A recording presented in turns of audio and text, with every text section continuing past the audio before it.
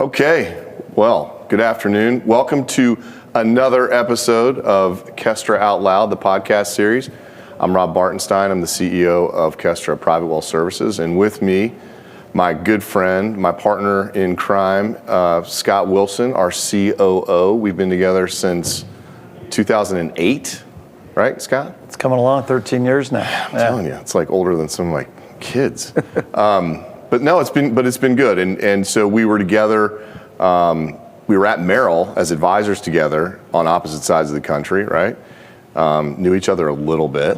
And then started working together in San Diego in 2008 at Morgan Stanley on the management side, right? So you had a great career as an advisor, and people have heard my story. Why don't you tell real quick what your background is on that front? Thanks. I started in 1986 with Edward Jones in Montana. Great experience. Had an 8-year career there. Felt like it was time for me to sort of move over to a larger firm that had a different approach to it. Moved to Merrill Lynch in 1994 in Missoula, Montana. Built a practice with my partner, Scott Seifert. Great experience. Grew up in Montana. Merrill was at that time I felt was a really good partner. Ended up going into full-time management in 1998. Left my book of business in Missoula, Montana. Went into full-time management to Denver, and ultimately became a complex manager in Colorado Springs for a couple of years, and then 2001 went to San Diego. I ran 5 offices for Merrill Lynch. Ultimately left Merrill in 2007, and ultimately, like I said, met you at Morgan Stanley, where I ran 11 offices as a complex manager at Morgan prior to us starting the firm. Yeah, great. And when you, that was very complete as usual. When you left being an advisor on a day-to-day basis in 1998, what was your book like? We managed over $150 million in Missoula, Montana. That's a nice book of business. Certainly not as big as what you had. And we enjoyed relationships. I mean, it really is the same business. I view it the same way that you do. The way we ran our business, very close relationships, small market, and we were one of the larger firms, teams in all of Montana, and felt like we had a pretty successful career. Yeah, no, I mean that's really important, and you already hit on, I think, a direction that we want to go in. It's like I was thinking about this podcast, and Taylor's only going to give us about 20 or 30 minutes to talk here, which is good because these chairs are really not comfortable. So we'll get out of here pretty soon. But before we go, what I wanted to really talk about, because you and I spend a lot of time talking about things that aren't working, things that we need to fix, or opportunities that we have to go in a better direction or what have you on a platform basis. But man, I want to talk about some things that are really working, things that have worked. And we spent the last couple of years through COVID kind of getting our arms around and making this business move forward faster than it ever has. So that's really what I want to talk about. When I say what's working in your mind, what comes to mind? I'm talking about just in private wealth services, in our little tiny piece of the ecosystem here. When I say what's working, what do you think of? I think we finally have caught our stride. I mean, we've had 10 years of figuring out the balance between what to focus on and what advisors really want from us to help them run the business. Yeah. And it took a while. I mean, I think we struggled up front with figuring that out, but we've got the right partner with Kestra, the right capital, and I think we've got a team that's been together a long time. Yeah. Look at you and I and Serena have been together over 10 years. Yeah. And I'll tell you, that works. And we've caught our stride, and I think we run an extremely efficient business now that I think people enjoy the services and really the relationships that we build with. And we have a handful of competitors that we run into on a regular basis. And I think, people that know us know that we're not in a hurry. We're not it's not a body count business. We're much more like in a yacht sales sort of mode. So we'll do a handful plus of deals every year. And we're looking for the right people who are looking for the right solution, and we're not the right fit for everybody, and we're all good with that. But we've got a handful of competitors that we run into on a regular basis. So what do you think makes us different or unique or special in that regard? Like how would you characterize that? I think it comes back to what I mentioned earlier. I mean, you and I are relationship people. Just like when you ran a big book of business, I did as well.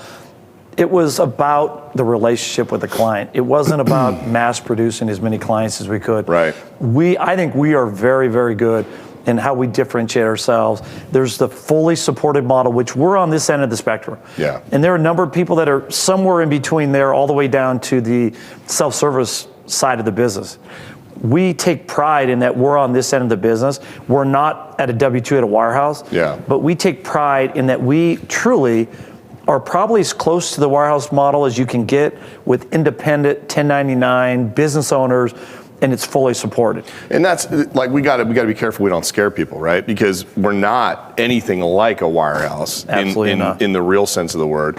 But our support model replicates the look and the feel of what it's like to be there, except that you don't have the bureaucracy and the leadership changes and the comp changes annually and all the other bad things that drive people out of there. It is a relationship business. I mean, if I think about now we're going on our third year. We just finished our third year of record growth, and this year shaping up 22 to be another one.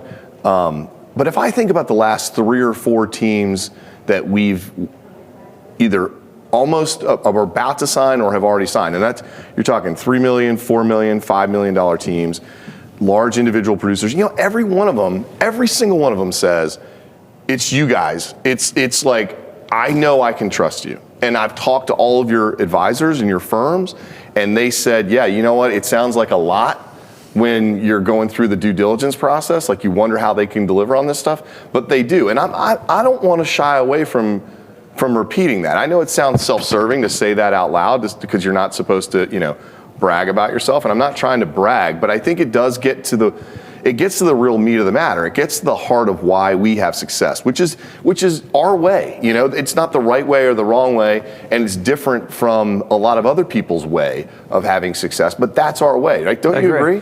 Yeah, I mean, like I said, there's a fully supported model all the way down to the self-service model. Everybody has a different way of doing it. I mean, there are a number of levers. There's the transition package, there's the payout, there's expenses, there's the full service model, there's the real estate piece of it. Everybody does it differently. I think you need to find somebody.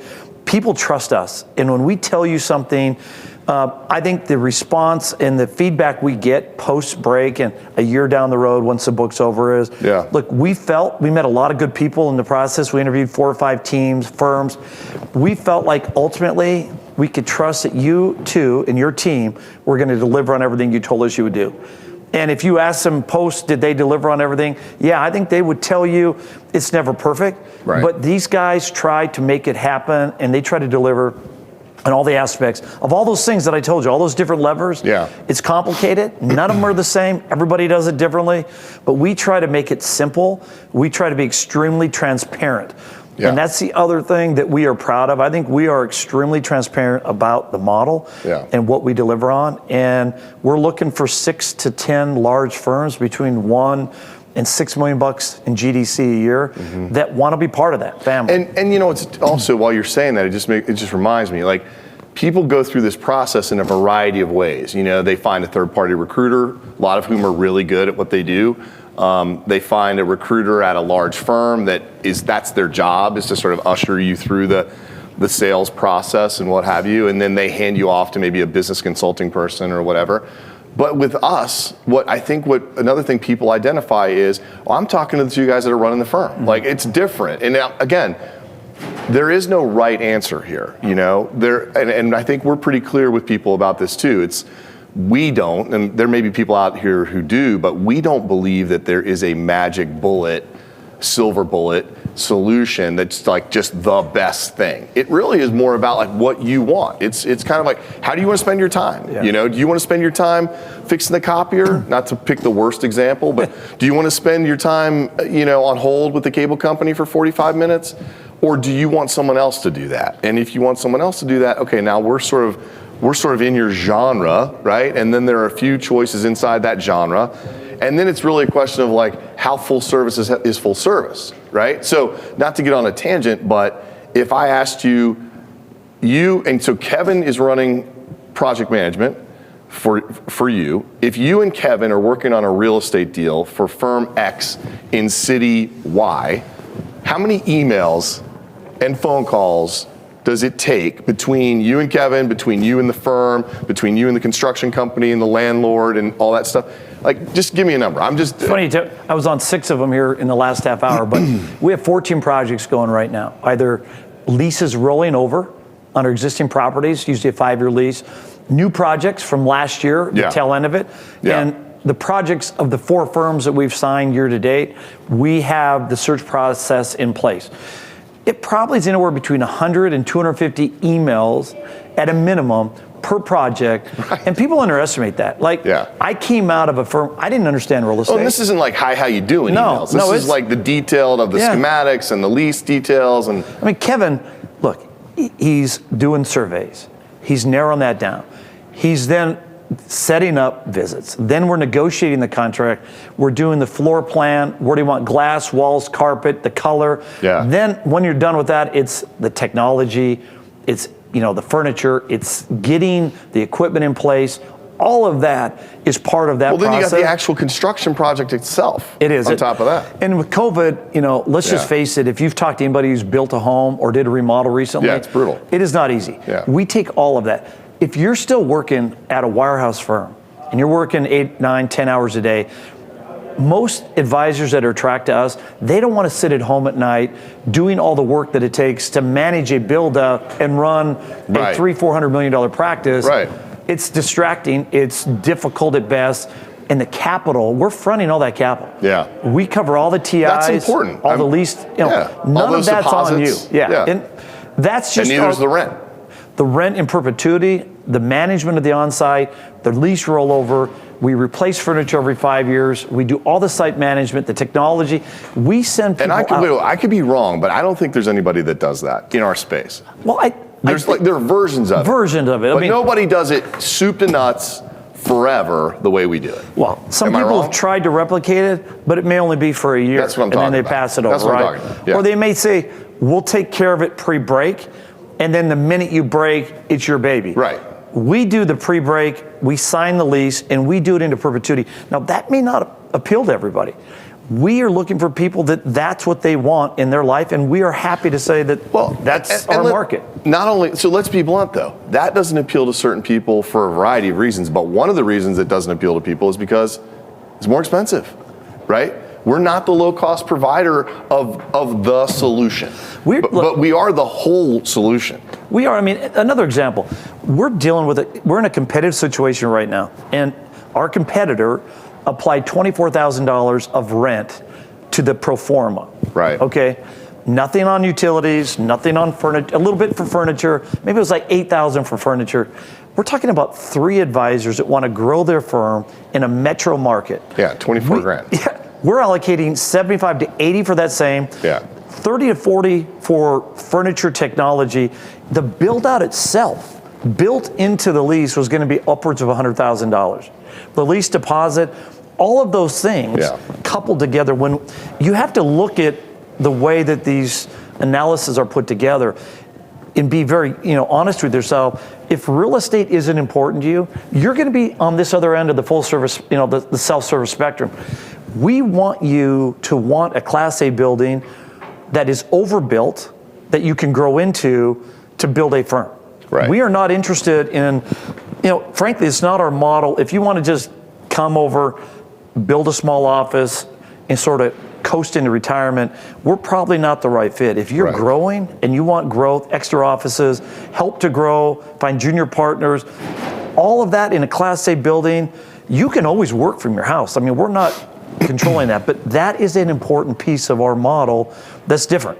All right, so that was a pretty deep dive on real estate, and I know Taylor's going to cut us off here pretty soon, so I'm going to make sure we cover some other things. But so getting away from what it means to not have to deal with the real estate piece of the puzzle, and also maybe the due diligence process of coming into private wealth. When we've got 50, 60 advisors here at this event now, what are the things that you hear because I want to hear your version of this, because I mean, obviously I know my own, and I talk about this a lot, but what are the versions of what you hear about the culture and the connectivity and that sort of thing? So like, let's jump over maybe the intermediate section of you're out, you're up and running, whatever, and now you've got some slightly mature firms in that sort of 2+ year range that are going down the track. Tell me what you're hearing, even this week, especially about that. I think what's impressive, the firms that let's go back a year, that we brought over the last 12 to 18 months. Yeah. The first thing is, when they're at this event and they see 500 advisors, they're impressed by the scale of our business. I mean, it's $1 billion. That's a bit of an eye-opener, right? It really is. Because I think with us, they get a very boutique kind of feel, and even though we tell them, hey, Kestra's $1 billion top line business, and here are the various subsidiaries, and this is what we do, until you kind of see it, it's hard to really wrap your mind around that, because they're getting this very insulated, customized experience from us and from the team in Austin and everybody that's involved in this process. Yeah, I think the scale of the business is important. We are a subsidiary of a very large entity with deep pockets and committed executives that come from a wirehouse. I think our platform, what they've said is, look, the relationship that we have with you and Rob, we know your families, we understand what's going on in your life. And we know theirs. And the kids, and we're very close. Just like we were with our clients, we take pride in, we want people to stay 10, 15, 20 years. Yeah. We're not trying to do a trade here. The economics don't work in our model if they don't stick around. We want to be with you for a long time. The scale of the business, the deliverables, that what you told us you would do, it may have not been perfect, because things always, there's some surprises. Right, for sure. But we look you in the eye and we say, look, we are going to be here to help you at any time of the day, to help you run your firm. And if there are things that are upsetting and that stuff's going to come about, get to us. We'll get with the right people, and we will expedite the resolution of that, because there is a fully supported expectation that you are paying for. We are not the low-cost provider, but you are paying for resolution of problems, help growing your firm, actively help recruit, bring on junior partners, structure your business, buy other firms, all those things to grow. And then we have the infrastructure of an extremely large organization that is committed to world-class service. You know what that combination is pretty good. I agree. You know what that relationship, as you were describing it just prior to that last little part there, you know what that relationship sounds like to me? It sounds like an advisor's relationship with their client. Totally. And there's no way that's an accident, because when you and I sat down and wrote this business plan, part of what we were talking about was, we have a long background in being successful financial advisors. What did we do to make good clients, to make good clients stay, right? And to replicate good clients and get more good clients. I think we've applied exactly the same philosophy to our advisors. From day one, it's like, you don't work for us, we work for you, right? You're our client. We are here to serve you. Yes, we are going to lead this organization. Yes, we will occasionally have decisions that have to be made that you may not agree with. And sometimes we say no, but you will always win the jump ball. You will always win the tie at the plate. And we're long term, like you said, it doesn't work if we can't envision a 10+ year track down the path with any one firm. It just doesn't work. So we come at it the same way we came at it as financial advisors, to make people understand that we are here to serve them and that we are here to deliver. And I think what's so great about that is that it's like a virtuous cycle. You know what I mean? And when you do that for people, they appreciate it, number one. And number two, they want to help you grow your business, like your clients would refer business in. And number three, when you whiff, which you invariably do, because we're not infallible, right? There's a little bit of grace in there. There is. And I think, look, we've got a team, Serena. She was one of the largest private wealth teams at Morgan Stanley. Kevin's been in the advisory business for years. You and I ran practices. Right. We believe that it's just like your client. You bring them on, it's a different relationship for the first 2 years. There's a life cycle of that relationship that we've built out. Yep. It starts with up front, there's a lot of heavy sort of manual work to get the business over. Then you help them develop and build a practice, build a P&L, understand how to be an entrepreneur and run a business. And then there's that monetization, the exit of the business, retirement. Those are distinct, different processes that we're extremely involved in with our partners. We want to help you manage the life cycle of that process, and we treated clients exactly the same way, right? So we are very proud that we were advisors. That's an important part of our our value proposition. We understand what you went through. I just think it's cool that there's an echo of that through the entire business, right? I mean, it's almost like, for advisors by advisors in a way. And look, here's the thing. The great thing about the mission that we went on from the very beginning was we wanted to give ownership to advisors so that they could have the life that their best clients have. Because when you open that book of business up, what do you see? Business owners, people who sold businesses and recognize the value of the equity, right?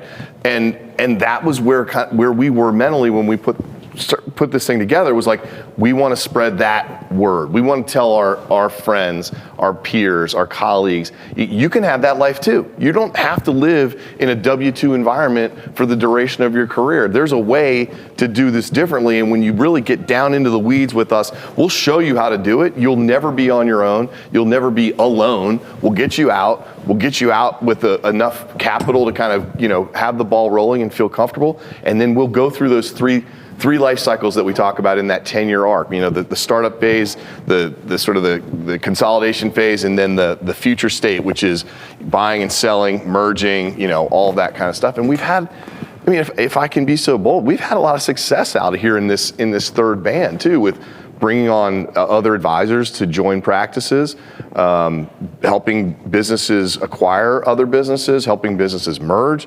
Like, that's gotten really interesting. And you get out here 10 plus years, and you've kind of begun to do a little bit of it all. It's at this fun. point. I mean, look, we've got it. We have the luxury now of 10 years behind us. 50, and every mistake. Yeah, and 50 plus firms. Yeah. And I think the common theme, if we want to end with something, I think the common theme is still, hey, the people that are attracted to our model enjoy, they're growers. If you're a fast growing firm, if you have a lifestyle that you need help with, we deliver a high level of customized service for people that are growing heavily because they value their time more than they do the extra 2% payout. Mm-hmm. They would prefer not to sit on hold. They want help growing. They want to help grow, build a plan. We attract that type of firm. Yep. And we're not looking, we recognize that not everybody's a good fit for that. But we think if you have an interest in those types of traits to grow your business, we think we're a great alternative, and we're going to grow, continue to grow, and it's been a great ride, and we've got a lot of good years ahead of us. It really has been a great ride, and you're right, we really do. And so over the last couple of years, we've gotten more and more serious about fun, and we've got our buddy Sean Evangelista at 30 Seconds Out, who we partnered with because we stole his mantra, right? No one is coming, it's up to us.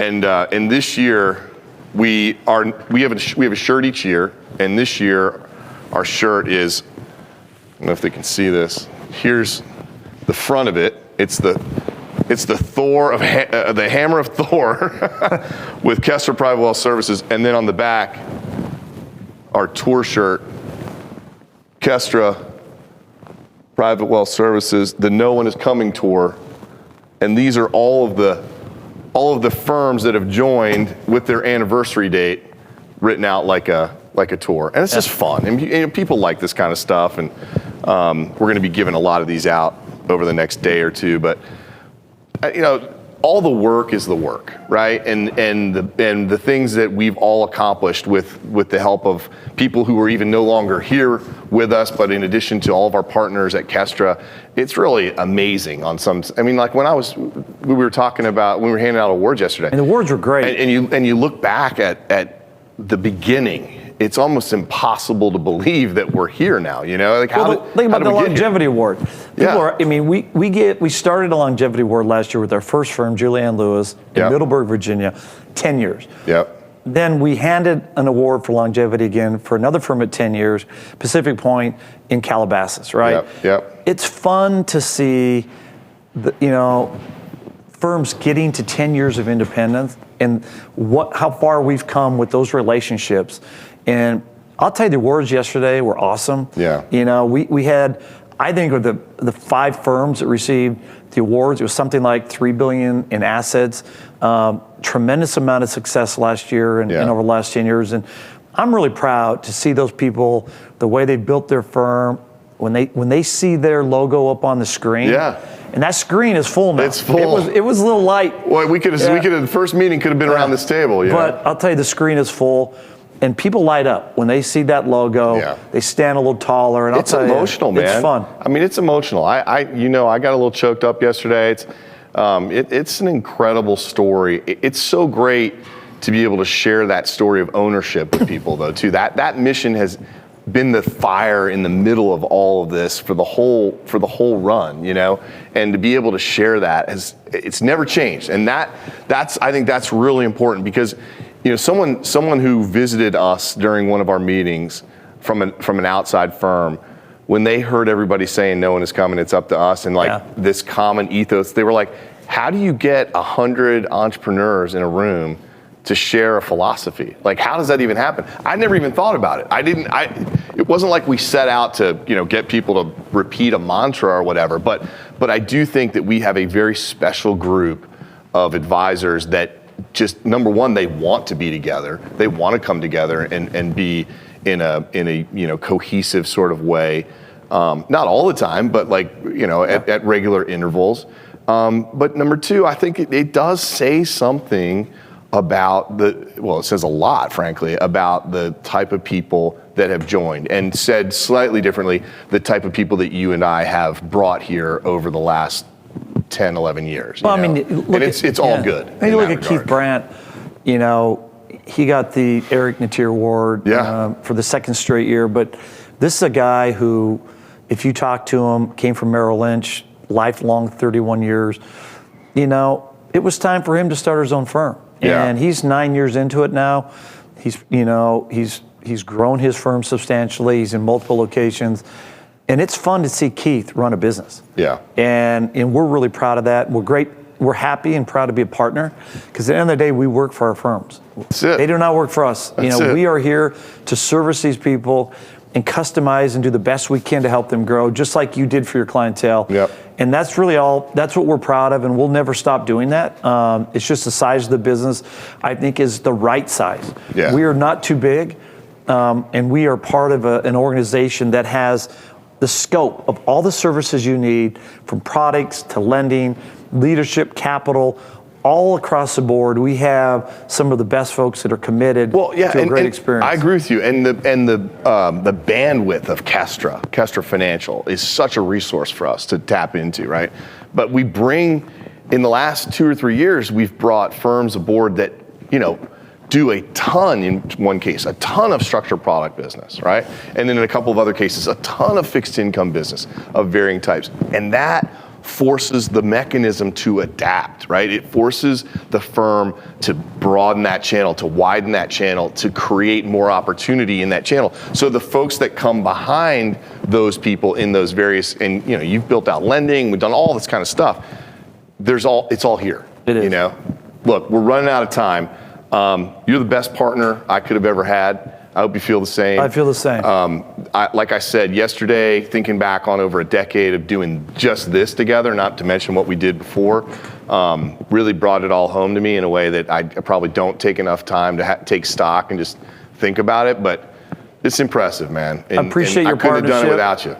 I agree. And look, we've got a long way to go, but it's been a good ride, and I appreciate the partnership and all the people that are part of our team. Yeah, Serena and Kevin and Juliana and everyone else that supports us in all the different areas in Austin. I mean, we couldn't do it without them. There's no two ways about it. All right, well, I appreciate it. Yeah, man. Thanks. Me too. All right, that's going to wrap it up for another episode of the Kestra On the Fly podcast. I'm Rob Bartenstein. This is my partner, Scott Wilson. We're out.